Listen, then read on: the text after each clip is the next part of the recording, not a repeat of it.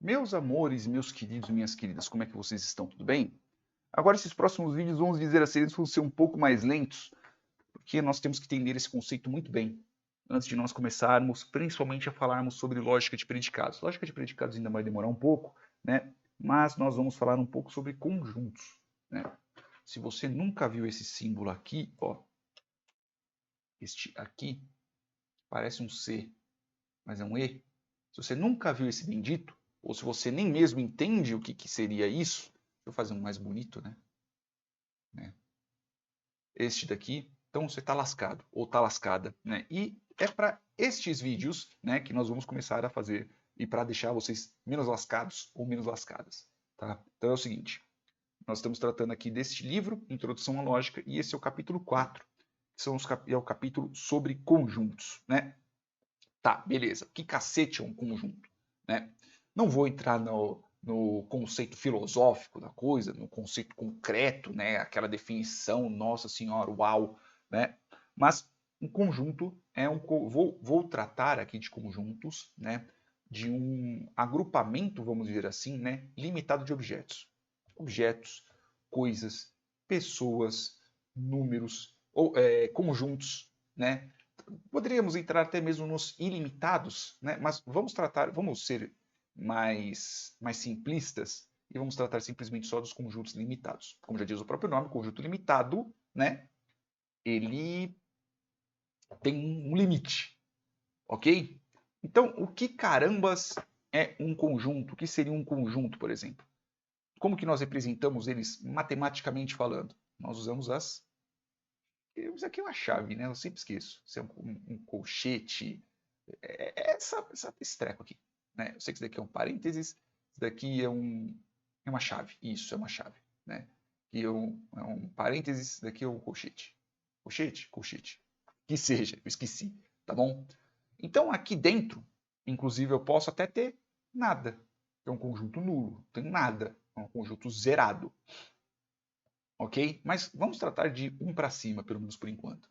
Então, eu posso ter um conjunto, por exemplo, de números, de 1 até o 5.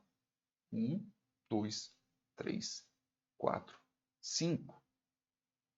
Eu não posso tratar, e aqui nós estamos, lógico, tratando do conjunto de alguns números, né, do grupo dos inteiros. Né? Esses aqui são os naturais, né, os números naturais, os números inteiros.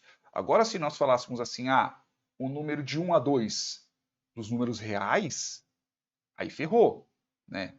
De 1 a 2, aí é 1, aí 1, 0, né? Aí fica 1, aí vírgula. Eu vou colocar um ponto e vírgula para separar, tá bom? Neste caso, porque tem vírgula aqui no meio. Aí fica 1,1, aí ponto e vírgula, né? Para separar o próximo. Aí fica 1,12, né? E assim por diante. Meu, aqui é infinito. Ele tende a 2, mas aqui é infinito. Esse aqui não vou tratar, eu vou tratar só dos conjuntos dos números finitos. Neste caso, aqui em cima, eu coloquei um intervalo só de 1 a 5. Eu posso colocar, por exemplo, um conjunto, sei lá, de ingredientes para um bolo. Por exemplo, posso colocar, sei lá, ovos, né? Ah, farinha, sei lá, açúcar e assim por diante, o que precisa aqui para eu ter um bolo, por exemplo. Né? Então, esses são os conjuntos. Eu poderia ter conjuntos de conjuntos. Eu quero tratar de um ovo, eu quero tratar de um bolo com chantilly. Né? Então, eu vou colocar aqui os ovos, beleza? A farinha. E aqui dentro, eu posso colocar um outro conjunto, que são os ingredientes do chantilly, que eu não faço a menor ideia de cabeça que seja. Né? E os outros ingredientes que formam o bolo. Eu posso? Eu posso ter, por exemplo, de um carro, quais são as peças que vão dentro de um carro. Eu posso separar por conjuntos que são, por exemplo, o conjunto das peças que vão no carro do conjunto das peças que vão no rádio do carro. E assim sucessivamente. Contanto que eles sejam finitos, mesmo que eles sejam muito grandes, sim, são. São os conjuntos que nós vamos trabalhar, tá bom? Em cima disso, nós temos o quê? Nós temos esse bendito desse símbolo. E esse símbolo ele quer dizer o quê? Ele quer dizer que pertence a. Né? Vou colocar aqui. Pertence. Não pertence, não tem cedilha, pô. Pertence a. Né? Pertence a. Eu coloco um. Deixa eu colocar uma letrinha de forma. Vai. Pertence a. E isso daqui, com risco, é não pertence a. Né? Então, não tem. Então, o que quer dizer? Por exemplo, se eu viesse aqui e colocasse aqui pertence ao conjunto 1, 2 e 3, ele pertence? Pertence. O número 1 pertence a isso. Ele pertence a esse conjunto. Ele pertence ao conjunto que tem 1, 2 e 3, por exemplo. Né? Ao contrário, deixa eu fazer isso aqui, ó.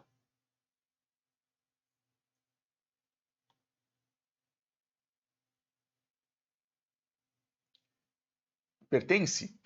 Não pertence, porque eu estou falando que o conjunto com o elemento 1 pertence ao 1, 2 e 3. Ele não pertence. Se eu fizesse isso daqui inclusive, ele sai um verdadeiro.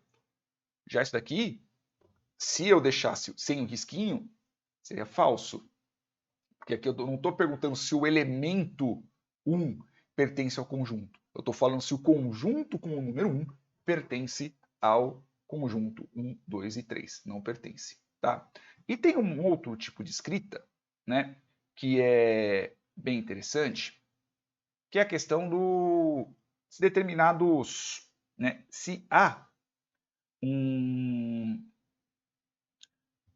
exemplo, Pedro, Paulo e José, eles jogam no time do Santa Cruz, um time que me vem na minha cabeça, né? Então, por exemplo, eu vou ter aqui a enumeração, então eu vou falar quais são eles, né? Então, eu vou ter aqui o Pedro.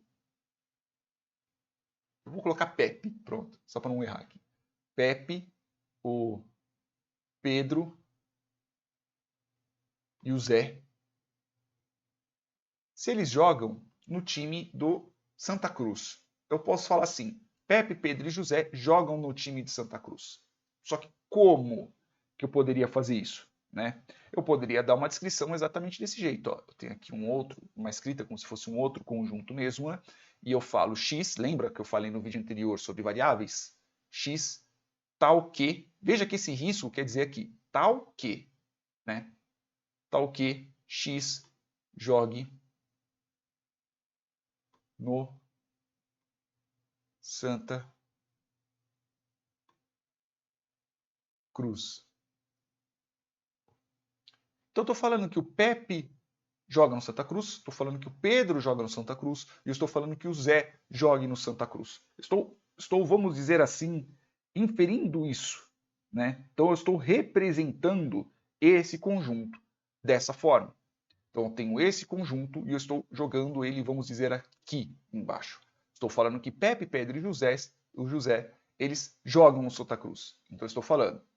Aqui embaixo quer dizer o número X tal que X jogue no Santa Cruz. Então eu posso falar, por exemplo, que o Pepe joga no Santa Cruz, o Pedro joga no Santa Cruz, mas o Zé ele não joga no Santa Cruz. Então eu estou querendo saber o conjunto de X tal que X joga no Santa Cruz. Quem que vai aparecer? Vai aparecer o Pepe e vai aparecer o Pedro. Não vai aparecer o Zé, porque o Zé não joga no Santa Cruz. O Zé joga, sei lá, no Flamengo. Não sei se já viram que eu não sou bom de futebol, né? Mas eu estou falando isso. Né? Então o Zé não joga. Né? Então, neste caso, o Zé nem deveria estar nesse conjunto. Porque o Zé não deveria estar nesse conjunto, porque, ele não joga no Santa Cruz. Esse daqui deveria ser o conjunto dos jogadores que jogam no Santa Cruz. Então, por exemplo, aqui, em questão de escrita, tá errado. Mas se eu falar assim, não, o Zé também joga no Santa Cruz. Então, beleza. Então, eu estou fazendo aqui tal que X jogue no Santa Cruz. Beleza? Isso é um exemplo. Eu poderia fazer, por exemplo, que é jogador de matemática, que é professor de matemática, que é jogador de Counter-Strike, que é fulano de tal, né? que gosta de comer chocolate e assim sucessivamente, tá bom? Essa daqui é uma representação daquilo que eu estou fazendo. Não sei se vocês já programaram em Python, né? Que vamos programar mais para frente, né? Você tem praticamente esse tipo de escrita, né? Principalmente quando você está fazendo um lambda. Eu vou ensinar vocês a fazer um lambda aqui, mas futuramente, tá bom? Pelo menos por enquanto nós estamos trabalhando ainda sobre a questão dos conjuntos e nós vamos aprender sobre conjuntos. Aí quando nós entendemos muito bem sobre conjuntos, aí nós vamos brincar um pouquinho mais com Python, beleza? Mas também na parte de lógica de predição também, como minha memória é ruim. Caraca, peraí, que eu vou lembrar. Lógica de lógica proposicional, né? Nós já vamos brincar um pouco, nós vamos montar portas lógicas, vamos dizer assim, né? E ou, né, as conjunções, essas brincadeirinhas, nós vamos montar sim, que é para nós podermos entender como é que elas funcionam. Beleza? É isso aí, nós vamos fazer alguns exercícios, né, para fecharmos essa parte aqui. Beijos, até mais.